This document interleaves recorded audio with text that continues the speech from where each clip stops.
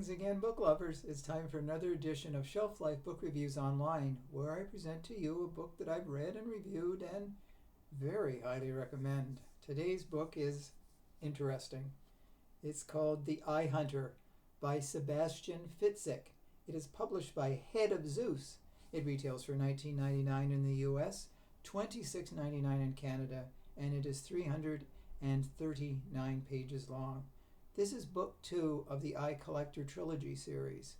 The first book was called The Eye Collector, and you don't necessarily need to have read book 1 to understand book 2. I did not read book 1, but book 2 is certainly a gripping book. It's one of the most difficult books that I've read, not because it's bad, but because the scenes in it will certainly make even people with the strongest of stomachs a little bit squeamish. It revolved around book 1. There was a man called the Eye Collector, and he cut off the eyelids of women. And the women, a lot of them were so anguished by it that they went out and committed suicide. So there was nobody left for a court trial, but other women were murdered and their children taken. And there was the ultimatum given to the fathers that they had so many hours to find their children or the child would die. So it's become a very gritty thing. And one of the people in the book, a journalist, Alexander Zorbach, his son is missing, and he is trying to locate him. So that's how book 1 ended. And this is the continuation. And there's also another demented eye person, Dr. Suker, who is a eye surgeon, and he is a bit off the wall.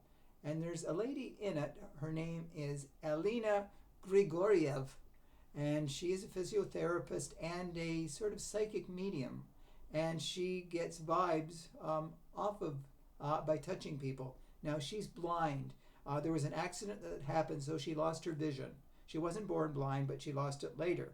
So she talks to Dr. Suker, and she gets horrible vibes off the man because he is the epitome of evil.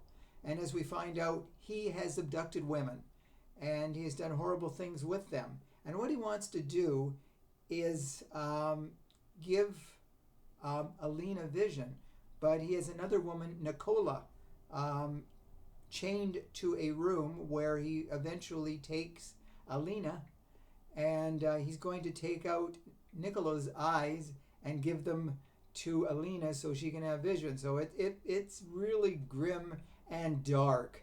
And a lot of the chapters are narrated by Alexander Zorbach, and he talks about trying to locate Alina once she goes missing.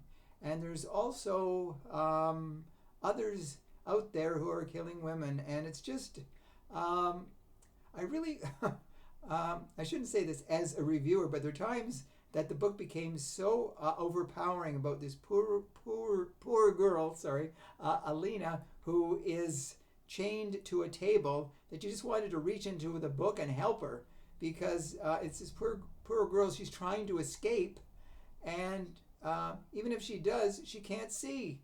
So it's really, I'm not going to say it's a bad book. It is an interesting book. So if you have a strong stomach, and this, I guess there's going to be another book, because this is called a trilogy series. So I don't know what Sebastian Fitzek is going to do in book 3. I don't know how he can top this for grim scenes and images, but it's definitely a book for those who like serial killer thrillers and a bit offbeat crime. This is definitely a book that you will find most fascinating.